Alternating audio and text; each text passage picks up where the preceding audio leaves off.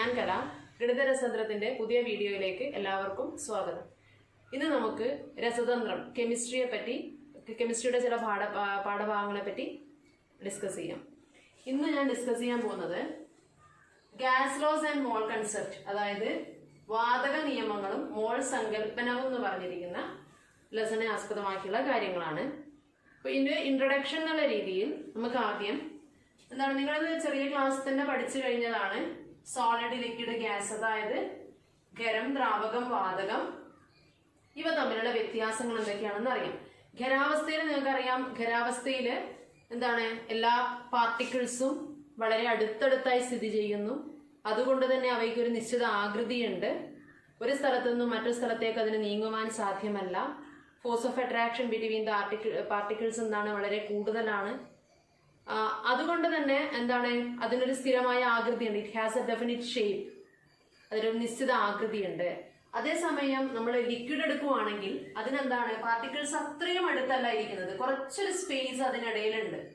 ആ സ്പേസ് അതിനുള്ളിൽ ഉള്ളത് കൊണ്ട് തന്നെ അതിനെന്താണ്, അല്പം ഒന്ന് സഞ്ചരിക്കാൻ വേണ്ടി പറ്റും. വെള്ളം നിങ്ങൾ ഒരു സ്ഥലത്തേക്ക് ഒഴിച്ചു കഴിഞ്ഞാൽ അത് ഒഴുകുന്നുണ്ടല്ലോ, കുറച്ച് ഒഴുകുമല്ലോ.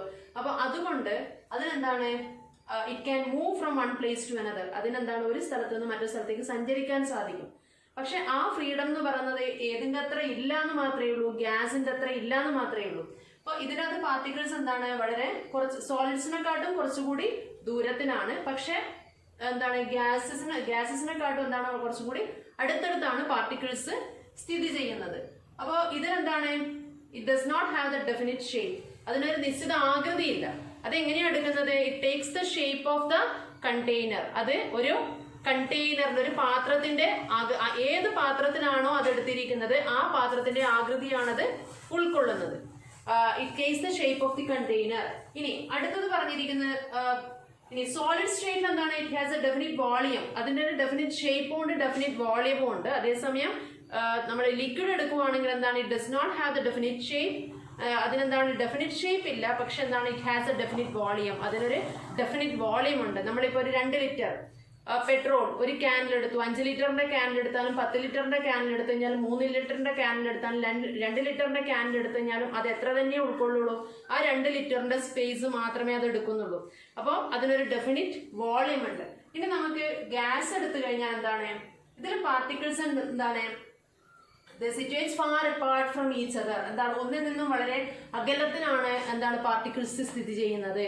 അതുകൊണ്ട് തന്നെ നമുക്ക് പറയാം, does not have a definite shape and definite volume. അതിനൊരു ഡെഫിനിറ്റ് ഷേപ്പോ ഡെഫിനിറ്റ് വോളിയമോ ഇല്ല.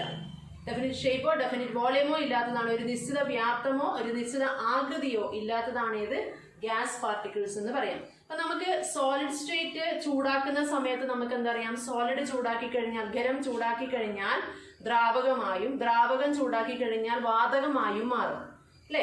അപ്പൊ സോളിഡ് എന്താവും, by heating solid changes into liquid state and liquid changes into gaseous state. അതേപോലെ തന്നെ തണുപ്പിക്കുന്ന സമയത്ത് വീണ്ടും തിരിച്ച് ഇങ്ങോട്ടേക്ക് വരും. ആ പ്രോസസ്സിനൊക്കെ നിങ്ങൾ ഓരോ പേരും പഠിച്ചിട്ടുണ്ട്. ഇനി നമുക്ക് ഇവിടെ പറഞ്ഞിരിക്കുന്നത് കുറച്ച് ഗ്യാസ് ലോസ്, 3 ഗ്യാസ് ലോസ്, വാതക നിയമങ്ങളെ പറ്റി ഈ ലെസണിൽ ചർച്ച ചെയ്യുന്നുണ്ട്. എന്താണ് ഗ്യാസ് ലോസ്? ഇവിടെ ആ വാതകങ്ങളുമായി, ഈ നിയമങ്ങൾ വാതകങ്ങൾക്ക് മാത്രമുള്ളതാണ്, വാതക നിയമങ്ങളാണ്. അതായത് ബോയിൽസ് ലോ. ബോയിൽസ് ലോ എന്ന് പറഞ്ഞു കഴിഞ്ഞാൽ നമുക്കറിയാം, വി എന്ന് പറഞ്ഞു കഴിഞ്ഞാൽ വോളിയം ആണ്, പ്രഷർ എന്ന് പറഞ്ഞാൽ പി എന്ന് പറഞ്ഞാൽ പ്രഷർ ആണ്. അപ്പൊ എപ്പോഴും നമ്മൾ വോളിയം കൂട്ടുന്ന സമയത്ത്, വോളിയം കൂടുതലാണെങ്കിൽ പ്രഷർ കുറയുകയും, പ്രഷർ കൂട്ടുന്ന സമയത്ത് വോളിയം കുറയുകയും ചെയ്യും. വോളിയം കുറയും, പ്രഷർ കൂട്ടിയാൽ വോളിയം കുറയും. അതൊരു ഇൻവേഴ്സ്ലി പ്രപ്പോർഷനാണ്. ഒന്ന് കൂടുമ്പോൾ മറ്റേത് കുറയുന്നുണ്ടെങ്കിൽ അതിനെ നമ്മൾ വിപരീതാനുപാതത്തിലാണ് അല്ലെങ്കിൽ ഇൻവേഴ്സ്ലി പ്രപ്പോർഷനിലാണെന്ന് പറയും. അപ്പൊ നമുക്ക് പറയാം, ടി കോൺസ്റ്റന്റ് ആണ്. ഇത് എപ്പോഴാണ് സംഭവിക്കുന്നത്, ടി കോൺസ്റ്റന്റ് ആയിരിക്കണം, താപനില സ്ഥിരമായിരിക്കണം. താപനില സ്ഥിരമായിരിക്കുമ്പോൾ ഒരു നിശ്ചിത മാസ് വാതകത്തിന്റെ വ്യാപ്തം അതിന്റെ മർദ്ദത്തിന് വിപരീത അനുപാതത്തിലായിരിക്കും. ഇതാണ് എന്ത് പറഞ്ഞിരിക്കുന്നത്, ബോയിൽസ് ലോ പറയുന്നത്. At constant temperature the volume of the fixed number of molecules is inversely proportional to its pressure. അതാണ് എന്ത് പറഞ്ഞിരിക്കുന്നത്, ബോയിൽസ് ലോ പറഞ്ഞിരിക്കുന്നത്. അപ്പൊ ബോയിൽസ് ലോനെ എങ്ങനെയൊക്കെ സൂചിപ്പിക്കാം, V proportional to 1/P എന്ന് എഴുതാം, അല്ലെങ്കിൽ എന്ത് എഴുതാം, PV is equal to a constant. PV സമം ഒരു സ്ഥിരസംഖ്യ തന്നു കഴിഞ്ഞാലും അതെന്ത് തന്നെയാണ്? ബോയിൽസ് ലോ തന്നെയാണ്, ബോയിൽ നിയമത്തെ സൂചിപ്പിക്കുന്നത് തന്നെയാണ്.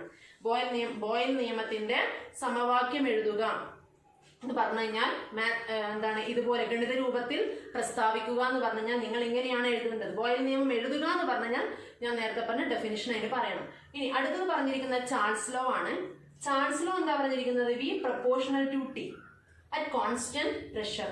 മർദ്ദം സ്ഥിരമായിരിക്കുമ്പോൾ ഒരു നിശ്ചിത മാസ് വാതകത്തിന്റെ വ്യാപ്തം അതിന്റെ താപനിലയ്ക്ക് നേർ അനുപാതത്തിലായിരിക്കും. മർദ്ദത്തിൽ വ്യത്യാസം ഇല്ലാതിരിക്കുകയാണെങ്കിൽ ഒരു നിശ്ചിത മാസ് വാതകം എടുത്തു കഴിഞ്ഞാൽ അതിന്റെ വ്യാപ്തം എന്ന് പറഞ്ഞിരിക്കുന്നത് അതിന്റെ ടെമ്പറേച്ചർ, അതിന്റെ താപനിലയ്ക്ക് നേർ അനുപാതത്തിലായിരിക്കും. ഇതാണ് എന്ത് പറഞ്ഞിരിക്കുന്നത്? ചാൾസ് ലോ പറയുന്നത്.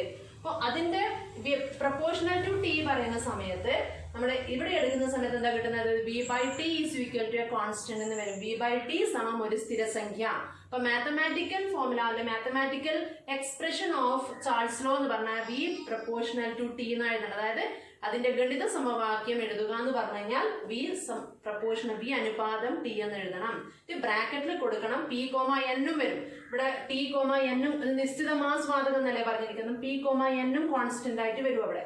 ഇനി അടുത്ത പറഞ്ഞിരിക്കുന്ന അവഗാഡ്രോസ് ലോ ആണ്. അവഗാഡ്രോ പറഞ്ഞിരിക്കുന്നത് എന്താണെന്ന് വെച്ച് കഴിഞ്ഞാൽ പ്രഷറും ടെമ്പറേച്ചറും കോൺസ്റ്റന്റ് ആണെങ്കിൽ ഏതൊരു വാതകത്തിന്റെയും വ്യാപ്തം എന്ന് പറഞ്ഞിരിക്കുന്നത് അതിലെ തന്മാത്രകളുടെ എണ്ണങ്ങൾക്ക് എന്താണ്? നേർ അനുപാതത്തിലായിരിക്കും. അതാണ് പറഞ്ഞിരിക്കുന്നത്.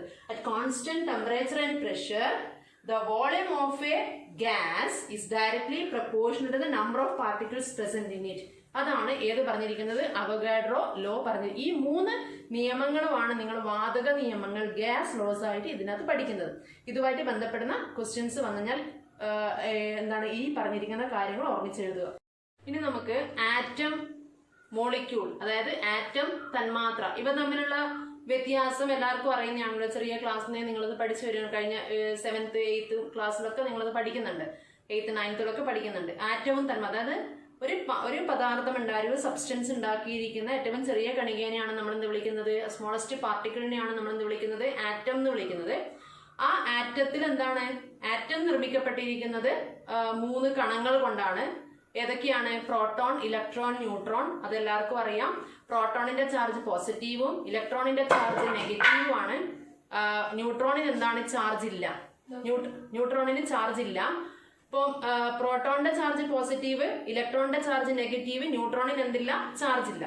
അപ്പം അതുകൊണ്ട് തന്നെ ഇനി വേറൊന്നറിയാന്ന് വെച്ചാൽ ഒരു ആറ്റത്തിൽ എത്ര പ്രോട്ടോൺസ് ഉണ്ടോ അത്ര തന്നെ എന്തുണ്ടാവും? ഇലക്ട്രോൺസ് ഉണ്ടാവും.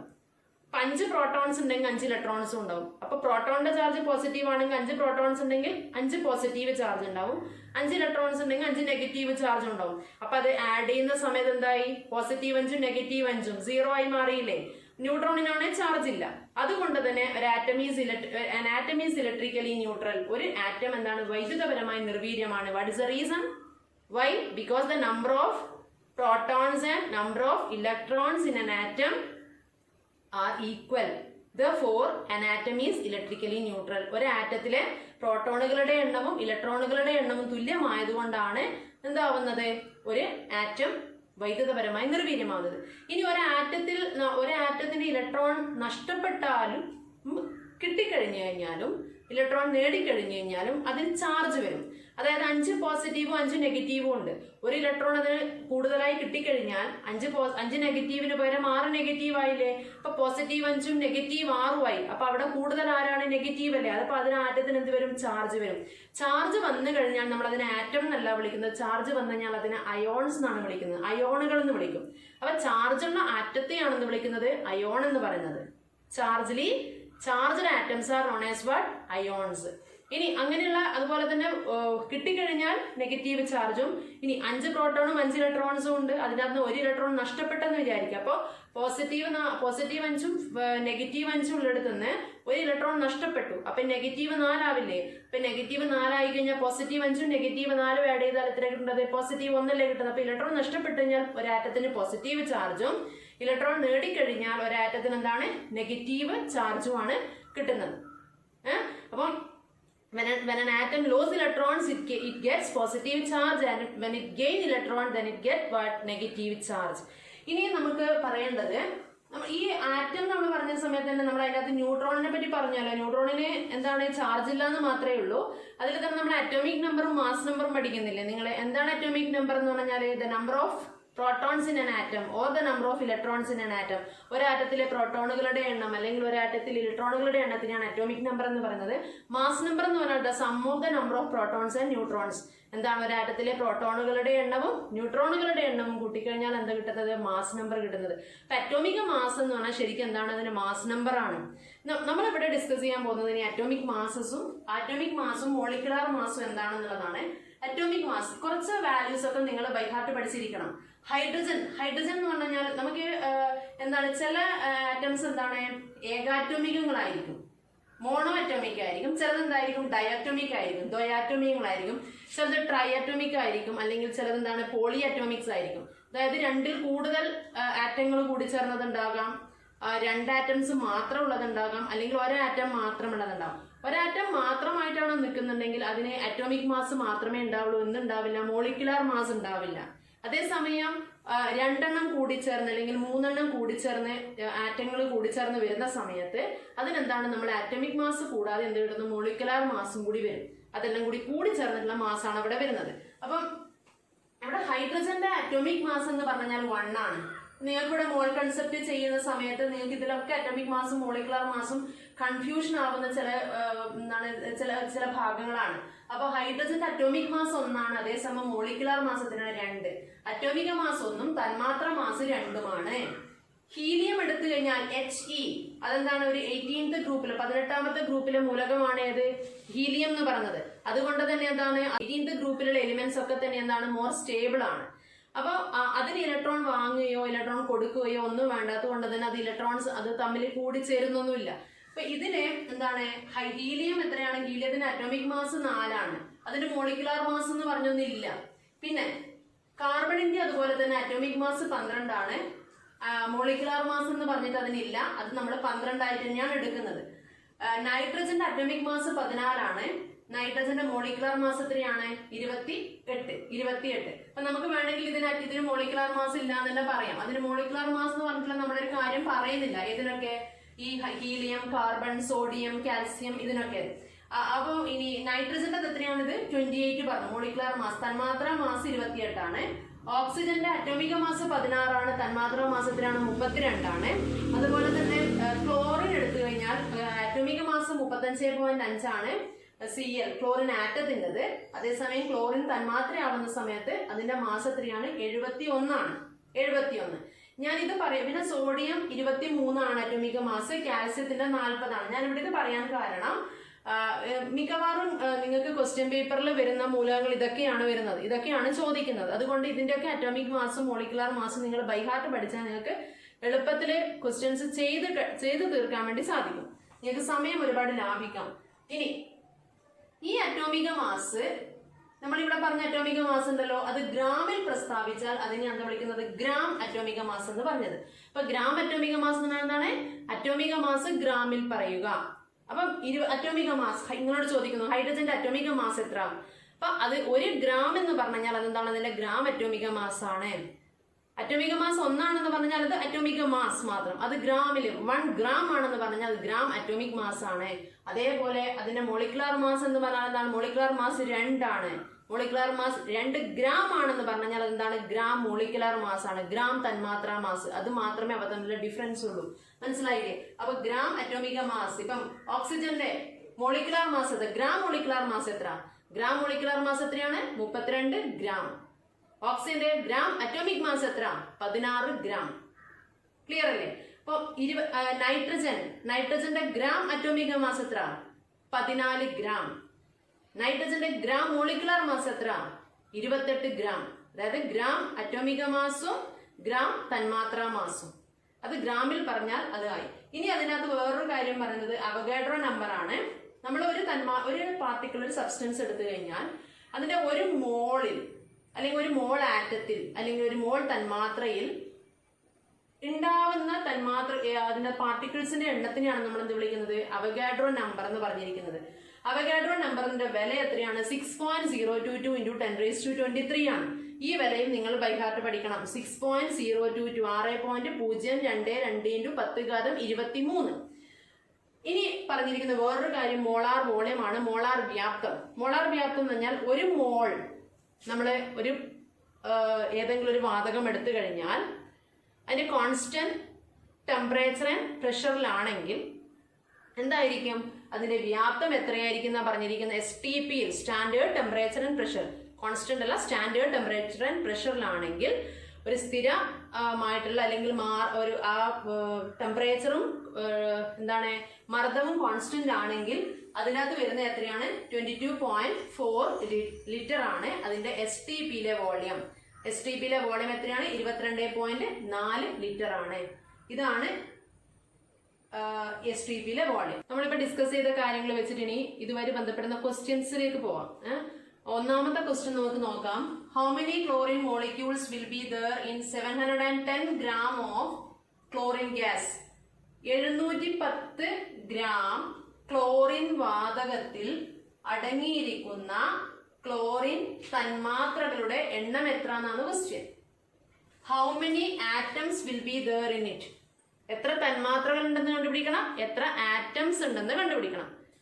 ഇത് നിങ്ങൾ ചെയ്യാൻ എന്താ വേണ്ടതെന്ന് വെച്ചാൽ നമുക്ക് തന്ന മാസ് ഉണ്ടല്ലോ ക്ലോറിന്റെ, തന്ന മാസ് എത്രയാണ്? 710 gram. Given mass. നിങ്ങൾ എപ്പോഴും നിങ്ങൾക്ക് എന്താണ് മാസിലാണ് തന്നതെങ്കിൽ, അതായത് ഗ്രാമിലാണ് നിങ്ങൾക്ക് തന്നതെങ്കിൽ മാസ് ആയിരിക്കുമല്ലോ തന്നത്.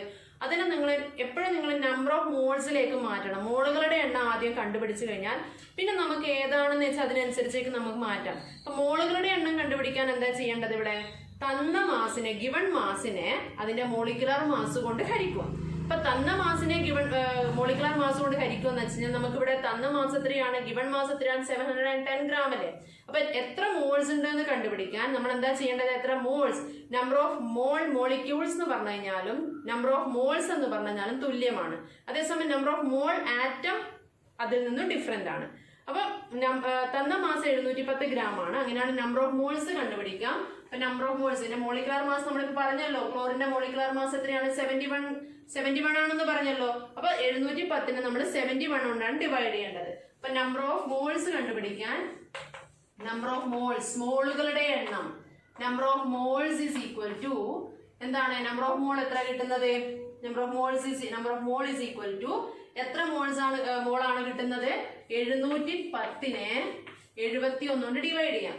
അപ്പൊ 710 ഡിവൈഡ് ബൈ 71 എത്രയാണ്? 10 എന്ന് കിട്ടില്ലേ? അപ്പൊ ഇതെത്ര കിട്ടി? 10. അപ്പൊ ഇതിനകത്ത് എത്ര മോൾ അടങ്ങിയിട്ടുണ്ട്? 10 മോൾ.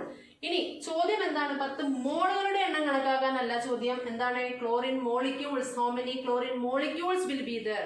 എത്ര ക്ലോറിൻ തന്മാത്രകൾ ഉണ്ടെന്നാണ്. ഇപ്പൊ ഞാൻ നേരത്തെ പറഞ്ഞ ഒരു അവഗാഡ്രോ നമ്പർ ഉണ്ടല്ലോ, ആ അവഗാഡ്രോ നമ്പർ നമ്മൾ തന്മാത്രകളുടെ എണ്ണമായിട്ടും പറയും, അതുപോലെ തന്നെ ആറ്റംസിന്റെ എണ്ണമായിട്ടും പറയും. അപ്പൊ ഇവിടെ നമ്മൾ മോളുകളുടെ എണ്ണം കിട്ടിക്കഴിഞ്ഞാൽ ഇനി നമ്മൾ ചെയ്യേണ്ടത് എന്താണെന്ന് വെച്ചാൽ തന്മാത്രകളുടെ എണ്ണം കണ്ടുപിടിക്കണം. അപ്പൊ എത്ര ക്ലോറിൻ തന്മാത്രകൾ ഉണ്ടെന്നല്ല ചോദിച്ചത്. അപ്പൊ നമ്പർ ഓഫ് ക്ലോറിൻ മോളിക്യൂൾസ് എത്രയാണ്? നമ്പർ ഓഫ് മോളിക്യൂൾസ് എത്ര കിട്ടുക? Number of chlorine molecules is equal to chlorine molecules കാണാൻ എന്താ ചെയ്യേണ്ടത്? Chlorine molecules is equal to 10 into 10നെ എത്ര കൊണ്ട് മൾട്ടിപ്ലൈ ചെയ്യാം? അവഗാഡ്രോ നമ്പർ കൊണ്ട് മൾട്ടിപ്ലൈ ചെയ്യാം. അപ്പൊ 10 into 6.022 into 10⁻23 ഇത്രയാണ് തന്മാത്രകളുടെ എണ്ണം. എന്താ ചെയ്യേണ്ടത്? ആദ്യം തന്ന മാസിനെ മോളിക്കുലർ മാസ്, തന്മാത്രാ മാസ് കൊണ്ട് ഹരിച്ചിട്ട് മോളുകളുടെ എണ്ണം കണ്ടുപിടിക്കുക. മോളുകളുടെ എണ്ണത്തിന്റെ കൂടെ എന്നിട്ട് കൊടുത്താൽ മതി അവഗാഡ്രോ നമ്പർ ഇട്ട് കൊടുത്തു കഴിഞ്ഞാൽ അതെന്തായിട്ട് മാറി? നമ്പർ ഓഫ് മോളിക്യൂൾസ് ആയി, തന്മാത്രകളുടെ എണ്ണമായി. അപ്പൊ നമുക്കിവിടെ ക്വസ്റ്റ്യൻ ആൻസർ കിട്ടിക്കഴിഞ്ഞു. ക്വസ്റ്റ്യൻ ഫസ്റ്റ് ക്വസ്റ്റ്യൻ എന്താണ്? എത്ര ക്ലോറിൻ തന്മാത്രകളുണ്ട്? എത്രയാണ്? 10 into 6.022 10⁻23 ക്ലോറിൻ തന്മാത്രകളുണ്ട്. ഇനി അതിന്റെ കൂടെ വേറൊരു ക്വസ്റ്റ്യൻ കൂടി ചോദിച്ചിട്ടുണ്ട്. How many atoms will be there in it? അതിനകത്ത് എത്ര ആറ്റംസ് ഉണ്ടെന്ന് ചോദിച്ചിട്ടുണ്ട്. എത്ര ആറ്റംസ് എങ്ങനെയാ കണ്ടുപിടിക്കുക എന്ന് വെച്ച് കഴിഞ്ഞാൽ അപ്പൊ എത്ര ആറ്റംസ് ഉണ്ടെന്ന് ചോദിച്ചു. അപ്പൊ ആറ്റംസിന്റെ എണ്ണം കണ്ടുപിടിക്കാൻ നമ്മൾ ചെയ്യേണ്ടത് എന്താണെന്നറിയോ? നിങ്ങൾക്ക് ഇവിടെ എത്രയാണ് ഇവിടെ കിട്ടിയിരിക്കുന്നത്? എത്രയാണ്? 10 മോള് നമുക്ക് ഇവിടെ കിട്ടി. 10 മോൾ. ഇനി നമ്മൾ ചെയ്യേണ്ട ഇത് നമ്മൾ മോളിക്യൂൾസ് കണ്ടുപിടിച്ചു. ആറ്റംസ് ചോദിക്കുമ്പോൾ നമ്മൾ ചോദിച്ചിരിക്കുന്ന Cl2 അല്ലേ? ക്ലോറിനിൽ എത്ര ആറ്റംസ് ആണ് ഉള്ളത്? 2 ആറ്റംസ് അല്ലേ? ക്ലോറിനും 2 ആറ്റംസ് ചേർന്നിട്ടല്ലേ Cl2 ആയിട്ട് മാറിയത്. അപ്പൊ ഈ 2 നമ്മൾ ഇതിന്റെ കൂടെ എഴുതിയാൽ മതി. 2 ഇൻറ്റു എന്നും പറഞ്ഞിട്ട് എഴുതുക. അപ്പൊ ഇതിന്റെ നമ്പർ ഓഫ് എന്താ ചോദിച്ചിരിക്കുന്നത്? നമ്പർ ഓഫ് ആറ്റംസ് അല്ലേ? നമ്പർ ഓഫ് ആറ്റംസ് കാണാൻ ചോദിച്ചു കഴിഞ്ഞാൽ എന്താ ചെയ്യേണ്ടത്? ഇവിടെ 2 ഇൻറ്റു 10 ഇൻറ്റു അവഗാഡ്രോ നമ്പർ. എത്ര മോളിക്യൂൾസ് കിട്ടിയല്ലോ അതിന്റെ കൂടെ ആറ്റംസ് എത്രയുണ്ടോ അതിന്റെ എണ്ണം കൂടി എഴുതി മൾട്ടിപ്ലൈ ചെയ്യാം. അപ്പൊ 2 ഇൻറ്റു 10 ഇൻറ്റു 6.022 ഇൻറ്റു 10 ഘാതം 23. ഇതാണ് ആറ്റംസിന്റെ എണ്ണം. ഇത്രയും ആറ്റങ്ങൾ ഉണ്ടാവും. ഇനി ഈ ക്വസ്റ്റ്യന് പകരം ഇപ്പൊ ക്ലോറിന്റെ പകരം നമുക്ക് 10 മോൾ വേറൊന്ന് കിട്ടി. ഏതാണ്? കാർബൺ ഡൈ ഓക്സൈഡ് കിട്ടിയെന്ന് വിചാരിച്ചോ. 10 മോൾ കാർബൺ ഡൈ ഓക്സൈഡ് കിട്ടി. 10 മോൾ തന്മാത്രകൾ കാർബൺ ഡൈ ഓക്സൈഡ് കിട്ടി. ഇനി അതിൽ എത്ര ആറ്റംസ് ഉണ്ടെന്ന് ചോദിച്ചാൽ, എത്ര ആറ്റങ്ങൾ ഉണ്ടെന്ന് ചോദിച്ചാൽ എന്താ എഴുതേണ്ടത്? കാർബൺ ഡൈ ഓക്സൈഡ് എങ്ങനെ എഴുതുക? CO2 അല്ലേ? ഒരു കാർബണും 2 ഓക്സിജനും. അപ്പൊ ഒട്ടാകെ എത്രയായി? 1, 2, 3 ആയില്ലേ? അപ്പൊ അങ്ങനെയാണെങ്കിൽ നമ്മൾ എന്താ ചെയ്യേണ്ടത്? 10 മോളാണ് മോളിക്യൂൾസ് ആണ് കിട്ടുന്നതെങ്കിൽ 3 ഇൻറ്റു 10 ഇൻറ്റു അവഗാഡ്രോ നമ്പർ എഴുതും. മനസ്സിലായല്ലോ? NH3 അമോണിയ ആണ് ക്വസ്റ്റ്യൻ എങ്കിലോ N 1 H3 3 എണ്ണം ഉണ്ട്. അപ്പൊ 3 1 4 ആയില്ലേ? 4 ഇൻറ്റു 10 ഇൻറ്റു അവഗാഡ്രോ നമ്പർ. ഇങ്ങനെയാണ് ആ ക്വസ്റ്റ്യൻ ചെയ്യാൻ. ഇനി നമുക്ക് അടുത്ത ക്വസ്റ്റ്യൻ നോക്കാം. സെക്കൻഡ് ക്വസ്റ്റ്യൻ വരുന്നത് എന്താണ്? സെക്കൻഡ് ക്വസ്റ്റ്യൻ ചോദിച്ചിരിക്കുന്നത് second question, volume of ammonia gas in a cylinder is 5600 ml. എന്താണ് പറഞ്ഞിരിക്കുന്നത്? Volume of ammonia gas in a cylinder. ഒരു സിലിണ്ടറിൽ എടുത്തിരിക്കുന്ന അമോണിയ വാതകത്തിന്റെ വ്യാപ്തം 5600 മില്ലി ലിറ്റർ ആണ്.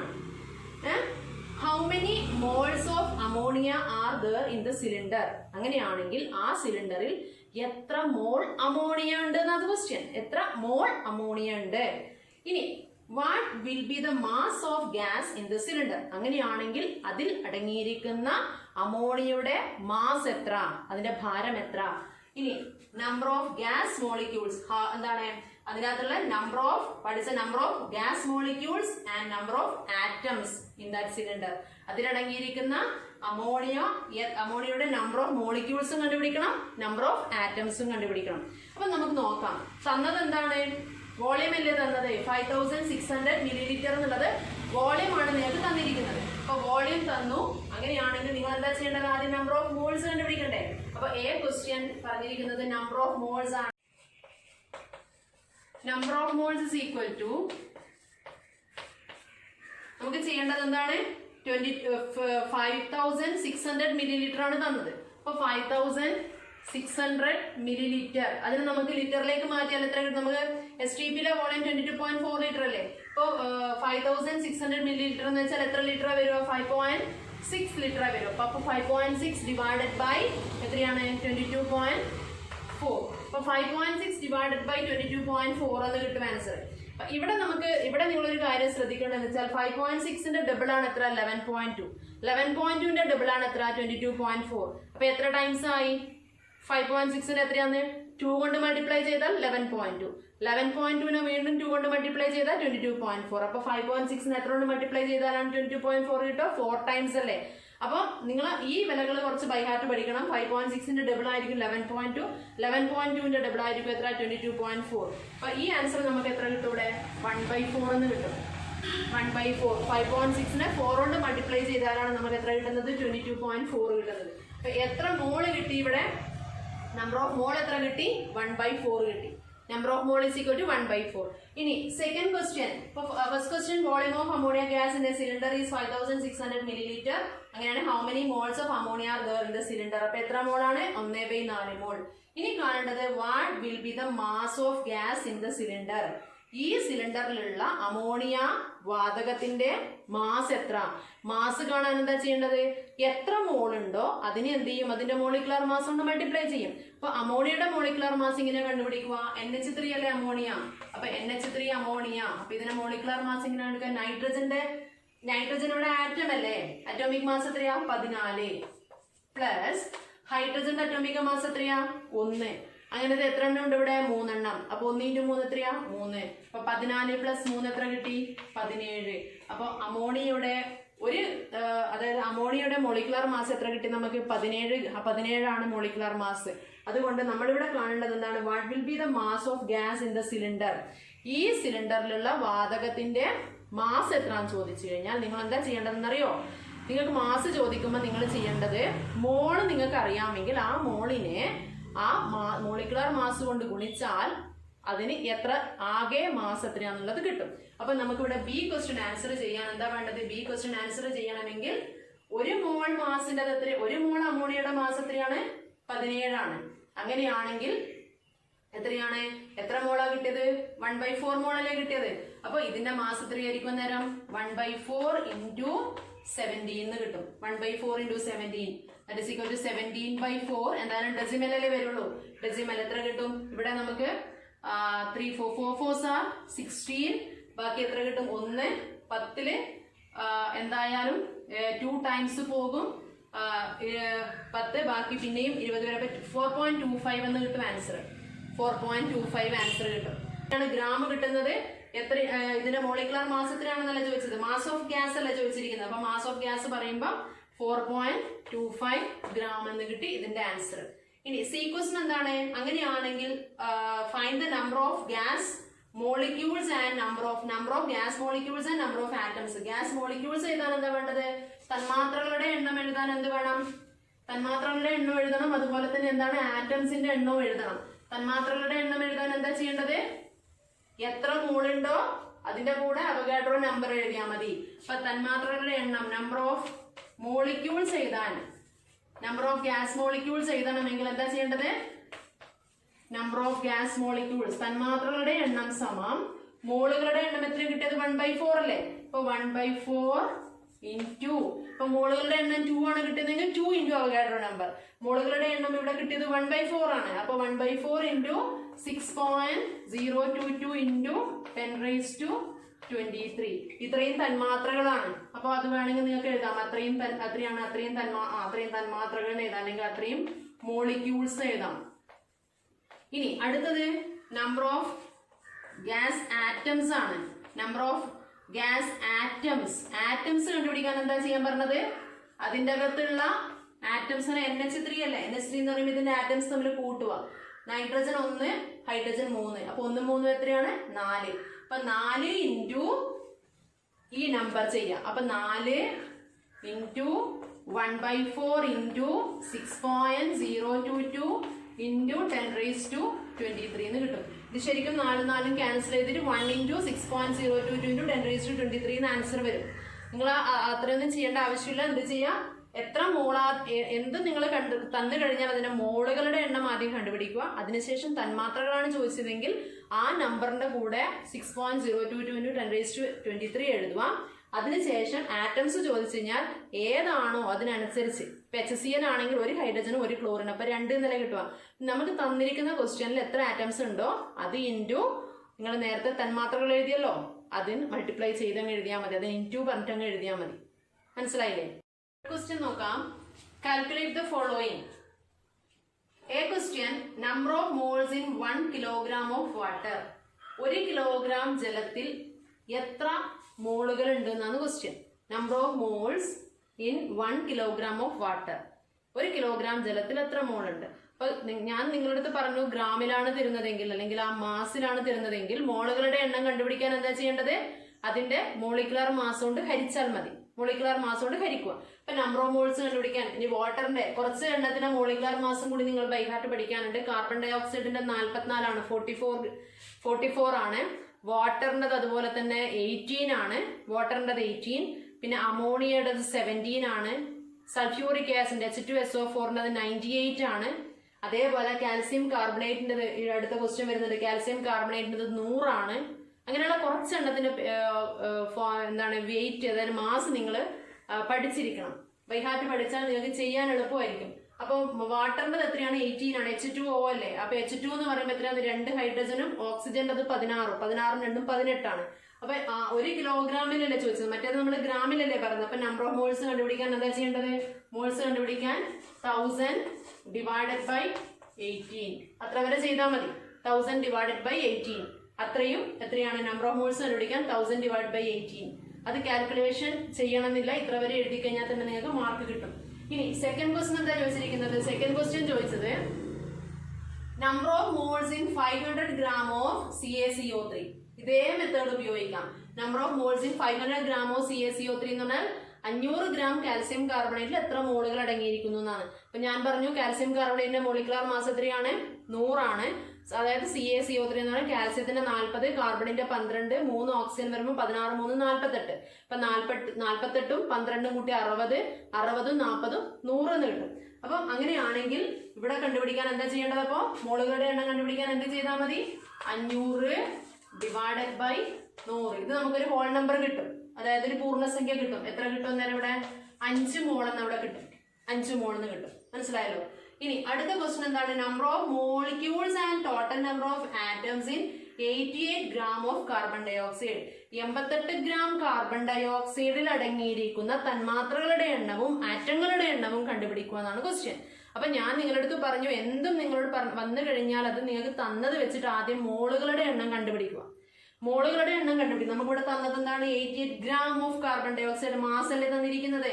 മാസ് തന്നത് കൊണ്ട് എന്താ ചെയ്യേണ്ടത്? മോളിക്കുലർ മാസ് കൊണ്ട് ഹരിച്ചാൽ നിങ്ങൾക്ക് എന്ത് കിട്ടും? നമ്പർ ഓഫ് മോൾസ് കിട്ടും. അപ്പൊ നമ്പർ ഓഫ് മോൾസ് കണ്ടുപിടിക്കാൻ നിങ്ങൾ എന്താ ചെയ്യേണ്ടത്? 88 ഗ്രാമിനെ എത്ര കൊണ്ട് ഹരിക്കുക? ഞാൻ പറഞ്ഞു കാർബൺ ഡയോക്സൈഡിന്റെ മാസും ബൈഹാർട്ട് പഠിക്കണം. 44 ആണ്. 44 ആണ്. അപ്പം 88 നമുക്ക് എത്ര? അതായത് കാർബണിൻ്റെത് 12ഉം ഓക്സിജന്റേത് എത്രയാണ്? CO2 എന്നല്ലേ? CO2 എന്ന് പറയുമ്പോൾ ഓക്സിജന്റെ എത്രയാണ്? 32. O2 32ഉം 12ഉം എത്ര കിട്ടുന്നത്? 44. അപ്പൊ 88/4. അപ്പൊ എത്ര മോള് കിട്ടി? 2 മോൾസ് കിട്ടി. 2 മോൾസ് കിട്ടിക്കഴിഞ്ഞാൽ ഇനി ബാക്കി തന്മാത്രകളുടെ എണ്ണം അതുപോലെ തന്നെ ആറ്റംസിന്റെ എണ്ണം എടുക്കുന്നതിന് ബുദ്ധിമുട്ടില്ലല്ലോ. അപ്പൊ മോളുകളുടെ എണ്ണം എത്ര കിട്ടി? 2 കിട്ടിക്കഴിഞ്ഞു. മോളുകളുടെ എണ്ണം 2 കിട്ടിക്കഴിഞ്ഞാൽ ഇനി എന്താ ചെയ്യേണ്ടത്? നമ്പർ ഓഫ് മോളിക്യൂൾസ് അല്ലേ കണ്ടുപിടിക്കേണ്ടത്. നമ്പർ ഓഫ് മോളിക്യൂൾസ് കാണാൻ എന്താ ചെയ്യേണ്ടത്? നമ്പർ ഓഫ് മോളിക്യൂൾസ് കാണാൻ തന്മാത്രകളുടെ എണ്ണം number of molecules is equal to എത്രയാണ്? മോൾ എത്ര കിട്ടിയത്? 2 അല്ലേ? അപ്പൊ 2ന്റെ കൂടെ അവഗാഡ്രോ നമ്പർ എഴുതുക. Number of molecules is equal to 2 into 6.022 into 10⁻23. ഇനി അടുത്ത ക്വസ്റ്റ്യൻ എന്താ? Number of atoms. Total number of atoms. Total number of atoms കാണാൻ എന്താ ചെയ്യേണ്ടത്? എത്ര തന്മാത്രകൾ കിട്ടി അത് എഴുതിയല്ലോ. അതിന്റെ മുന്നേ നമ്മൾ ഏത് നമ്പറും കൂടി എഴുതണം? CO2 അല്ലേ? CO2 എന്ന് പറയുമ്പോൾ CO2 എത്ര ആറ്റംസ് ഉണ്ട്? 1ഉം 2ഉം 3 ആറ്റംസ്. അപ്പൊ നമ്പർ ഓഫ് ആറ്റംസ് എഴുതാൻ എന്ത് ചെയ്താൽ മതി? നമ്പർ ഓഫ് ആറ്റംസ് കണ്ടുപിടിക്കാൻ എന്താ ചെയ്യേണ്ടത്? 2 1 3 അല്ലേ? അപ്പൊ 3 into 2 into 6.022 into 10⁻23. ഇത്രയും ആറ്റംസ് ഉണ്ടാകും അതിൻ്റെ അകത്ത്. അതിൽ നാലാമത് തന്നിരിക്കുന്ന question volume of 170 gram of ammonia at STP. Volume of നമ്മൾ കണ്ടുപിടിക്കേണ്ട എന്താണ്? കാൽക്കുലേറ്റ് ദ ഫോളോയിങ് അല്ലേ? അപ്പൊ എന്താണ് കണ്ടുപിടിക്കേണ്ടത്? Volume of 170 gram of ammonia at STP. അതായത് 170 gram അമോണിയ ഉണ്ട്. അതിന്റെ STPയിലെ വ്യാപ്തം കണ്ടുപിടിക്കണം. അപ്പൊ STPയിലെ വ്യാപ്തം കണ്ടുപിടിക്കണം എന്താ ചെയ്യേണ്ടത്? STPയിലെ വ്യാപ്തം കണ്ടുപിടിക്കുക എന്നാണ് ക്വസ്റ്റ്യൻ. അവിടെയും നിങ്ങൾ എന്ത് കണ്ടുപിടിക്കണം? ആദ്യം നമ്പർ ഓഫ് മോൾസ് കണ്ടുപിടിക്കണം. നമ്പർ ഓഫ് മോൾസ് കണ്ടുപിടിക്കാൻ എന്താ ചെയ്യേണ്ടത്? തന്ന മാസിനെ മോളിക്കുലർ മാസ് കൊണ്ട് ഹരിക്കുക. ആദ്യം നമ്മൾ മോൾസ് കണ്ടുപിടിക്കുക. എത്ര മോൾസ് ഉണ്ടെന്ന് കണ്ടുപിടിക്കുക. എത്രയാണ് കിട്ടുന്നത്? 170 ഡിവൈഡഡ് ബൈ തന്ന മാസ് 170 അല്ലേ? നമ്മുടെ കഴിഞ്ഞ ക്വസ്റ്റ്യൻസിലൊക്കെ പറഞ്ഞു എത്രയാണ് അമോണിയയുടെ മാസ്, എത്രയാണ് മോളിക്കുലർ മാസ്? 17 ആണ്. Plus 170 divided by 17. ഇപ്പൊ എത്ര കിട്ടി? 170 ഡിവൈഡ് ബൈ 17 എത്ര കിട്ടി? 10 അല്ലേ? അപ്പൊ എത്ര മോൾസ് കിട്ടി? 10 മോൾസ് കിട്ടി. ഇനി നമുക്ക് വോളിയം കണ്ടുപിടിക്കുകയല്ലേ വേണ്ടു? STPയിലെ വോളിയം 1 മോൾ ആണെങ്കിൽ STPയിലെ വോളിയം എത്രയാ? 22.4 ലിറ്റർ അല്ലേ? അങ്ങനെയാണെങ്കിൽ 10 മോൾസ് ആണെങ്കിൽ എത്ര വോളിയം കിട്ടും? വോളിയം കണ്ടുപിടിക്കാൻ VS എത്ര കിട്ടും? നേരം 10 into 22.4. അപ്പൊ എത്ര കിട്ടുന്നത്? ഒരു ഡെസിമൽ അങ്ങ് പോവില്ലേ? അപ്പൊ എത്ര കിട്ടുക? 224 ലിറ്റർ. ഇത്രയും ചെയ്യാനുള്ളൂ. ഇനി അടുത്ത question the mass of 112 litre of carbon dioxide gas at STP and the number of molecules. എന്താണ്? 112 ലിറ്റർ കാർബൺ ഡയോക്സൈഡ് എടുത്തു കഴിഞ്ഞാൽ അതിന്റെ മാസ് എത്രയായിരിക്കും? STP 112 ലിറ്റർ ഉണ്ട്. 112 ലിറ്റർ ഉള്ള കാർബൺ ഡയോക്സൈഡ് എടുത്തു കഴിഞ്ഞാൽ അതിന്റെ മാസ് എത്രയായിരിക്കും. അതുപോലെ തന്നെ എന്താണ് അതിന്റെ നമ്പർ ഓഫ് മോളിക്യൂൾസ് കണ്ടുപിടിക്കുക. STP 112 ലിറ്റർ വ്യാപ്തമുള്ള കാർബൺ ഡൈ ഓക്സൈഡിന്റെ മാസ് കണ്ടുപിടിക്കണം. അതുപോലെ തന്നെ എന്ത് കണ്ടുപിടിക്കണം, അതിനകത്തുള്ള തന്മാത്രകളുടെ എണ്ണവും കണ്ടുപിടിക്കുക. അപ്പൊ 112 ലിറ്ററിലല്ലേ തന്നിരിക്കുന്നത്. അപ്പൊ ലിറ്ററിൽ തന്നതുകൊണ്ട് നമ്മൾ നേരത്തെ ഗ്രാമിൽ തന്നതുകൊണ്ട് മോളിക്കുലർ മാസ് കൊണ്ട് ഹരിച്ചു നമ്പർ ഓഫ് മോൾസ് കണ്ടുപിടിക്കാൻ. ലിറ്ററിൽ തന്നാൽ എന്തുകൊണ്ട് ഹരിക്കേണ്ടത് 22.4 കൊണ്ട് ഹരിക്കുക. മനസ്സിലായില്ലേ? അപ്പം ഇവിടെ നമ്പർ ഓഫ് മോൾസ് കണ്ടുപിടിക്കാൻ എന്ത് ചെയ്യേണ്ടത്, നമ്പർ ഓഫ് മോൾസ് കണ്ടുപിടിക്കണമെങ്കിൽ നമ്പർ ഓഫ് മോൾസ് കണ്ടുപിടിക്കാൻ എന്ത് ചെയ്യണം, 112 ലിറ്ററിനെ 22.4 കൊണ്ട് ഹരിക്കുക. ഈ 112 22.4 തമ്മിൽ എന്തോ ബന്ധമുണ്ടോ? ഇത് നോക്കിയാൽ 11.2ന് 10 കൊണ്ട് മൾട്ടിപ്ലൈ ചെയ്ത് കിട്ടുന്നില്ലേ 112. ഇത് ചെയ്ത് കഴിഞ്ഞാൽ ഇവിടെ ഇപ്പൊ നേരെ മേലെ ഇപ്പം 224 ആണെന്ന് വിചാരിച്ചോ. 112 നേരെ ഇരട്ടി 224 ആണെങ്കിൽ 224നെ 22.4 കൊണ്ട് ഡിവൈഡ് ചെയ്യുമ്പോൾ എത്ര കിട്ടുന്നത്, 10 എന്ന് കിട്ടൂലേ. അതേസമയം 112 ആണെങ്കിൽ എന്താ ചെയ്യേണ്ടത്, ഇതിന്റെ ആൻസർ എത്ര കിട്ടുമോ, 5 എന്നാണ് ആൻസർ കിട്ടുക. ഇല്ലെങ്കിൽ പിന്നെ നിങ്ങൾ 1120 ഡിവൈഡഡ് ബൈ 224 ആക്കിയൊക്കെ ചെയ്യണം. അപ്പോൾ എത്ര ആൻസർ കിട്ടുന്നത്, ഇതിന്റെ ആൻസർ എത്ര കിട്ടും, 5 എന്ന് കിട്ടും. 5 ഇവിടുത്തെ ഡെസിമൽ കളയാൻ നമുക്ക് 10 കൊണ്ട് മൾട്ടിപ്ലൈ ചെയ്തു. അപ്പൊ ഇവിടെ 1120 ഡിവൈഡ് ബൈ 22.4 ചെയ്ത് കഴിഞ്ഞാൽ ആൻസർ എത്ര കിട്ടുന്നത്, 5 ആണ് കിട്ടുന്നത്. നമ്പർ ഓഫ് മോൾസ് 5 കിട്ടി, മോളുകളുടെ എണ്ണം 5 ആയി. അങ്ങനെയാണെങ്കിൽ എന്താ കണ്ടുപിടിക്കേണ്ടത്, നമ്പർ ഓഫ് മോളിക്യൂൾസ് അല്ലേ, തന്മാത്രകളുടെ എണ്ണം കണ്ടുപിടിക്കുക. തന്മാത്രകളുടെ എണ്ണം കണ്ടുപിടിക്കാൻ എന്താ ചെയ്യേണ്ടോ, മോളുകളുടെ എണ്ണത്തിന്റെ കൂടെ അവഗാഡ്രോ സംഖ്യ എഴുതുക. അപ്പൊ നമ്പർ ഓഫ് മോളിക്യൂൾസ് കണ്ടുപിടിക്കാൻ എന്താ ചെയ്യേണ്ടത്, നമ്പർ ഓഫ് മോളിക്യൂൾസ് തന്മാത്രകളുടെ എണ്ണം, നമ്പർ ഓഫ് മോളിക്യൂൾസ് കാണാൻ number of molecules is equal to 5 into 6.022 into 10 raised to 23 എന്ന് എഴുതും. ഇതാണ് ഇതിന്റെ ആൻസർ. അടുത്ത question, certain samples are given. കുറച്ച് സാമ്പിൾസ് നിങ്ങൾക്ക് ഇവിടെ തന്നിട്ടുണ്ട്. അതായത് P എന്ന് പറഞ്ഞിരിക്കുന്നത് 22.4 litre ammonia at STP. Q എന്ന് പറഞ്ഞാൽ 22 gram carbon dioxide, 22 gram carbon dioxide. R എന്ന് പറഞ്ഞാൽ 64 gram sulphur dioxide. S 4 gram hydrogen. T 6.022 10⁻23 carbon atoms.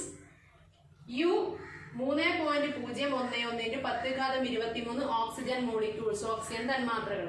നിങ്ങളുടെ കാണേണ്ടത് ഓരോന്നിന്റെയും മോളുകളുടെ എണ്ണം കണ്ടുപിടിക്കണം, ഓരോന്നിനും എത്ര തന്മാത്രകൾ ഉണ്ടെന്ന് കണ്ടുപിടിക്കണം, എത്ര നമ്പർ ഓഫ് മോളിക്യൂൾസ് ഉണ്ടെന്ന് കണ്ടുപിടിക്കണം, ഓരോന്നിലും എത്ര നമ്പർ ഓഫ് ആറ്റംസ്, എത്ര ആറ്റംസ് ഉണ്ടെന്ന് കണ്ടുപിടിക്കണം.